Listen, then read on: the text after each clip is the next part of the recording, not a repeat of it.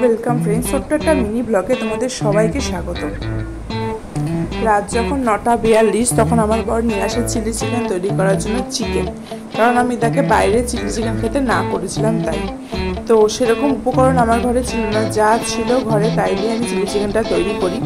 তো যেহেতু কর্নফ্লাওয়ার ছিল না, তো ময়দা দিয়েই কিন্তু আমি চিলি চিকেন প্রিপেয়ার করেছিলাম।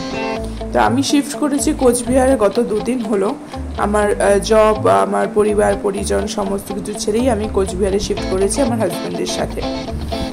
কমফোর্ট জোন ছিল কলকাতাতে, যেখানে আমার কেরিয়ার ছিল, যেখানে আমার ফ্রেন্ড সার্কেল ছিল, যেখানে আমার পরিবার পরিজন ছিল, তাও আমি ওর হাত ধরেই কিন্তু এখানে আসি। তার কারণ হলো গত 2 বছর আমাদের বিয়ে হয়েছে, আমরা কিন্তু এখনো পর্যন্ত এক জায়গায় থাকতে পারিনি, কিছুটা জবের সূত্রে আর কিছুটা পার্সোনাল রিজনের জন্য। তো বিয়ের পরে আমি যখন জব পাই, জবটা নিয়ে আমি কলকাতাতে জয়েন করে যাই। মা আবার যেহেতু শরীরটা খারাপ ছিল, সেখানে আমি আমার বাবার বাড়িতে থেকে যাই।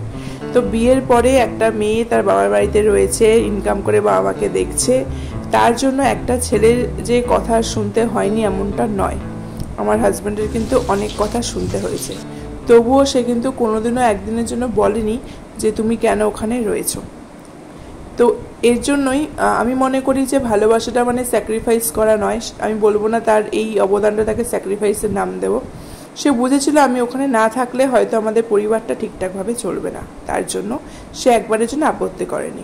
আর আজকে সেই দিন, যেই দিন আমি চলে এসেছি তার হাত ধরে, কারণ আমার এখন মনে হয়েছে যে আমার ওর পাশে এখন এই সময় দাঁড়ানোটা খুব উচিত।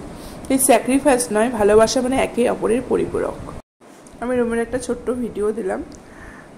ও একা সিঙ্গেল ছিল বলে ওই রুমটা নিয়েছে। এই রুমেই আমি এসে উঠেছি। এখানে কোনোরকম কোনো ফার্নিচার দেখতে পাবে না তোমরা, কোনোরকম কোনো ফার্নিচার নেই।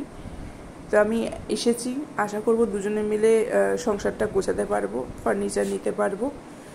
তো স্যাক্রিফাইস নয়, আমি স্বইচ্ছাতেই এসেছি। আমার মনে হয়েছে দুজনের পাশে দাঁড়ালে ভালোবাসাটা আরও পূর্ণতা পায়। তো thank you for watching my video. যদি ভালো লাগে চ্যানেলটা সাবস্ক্রাইব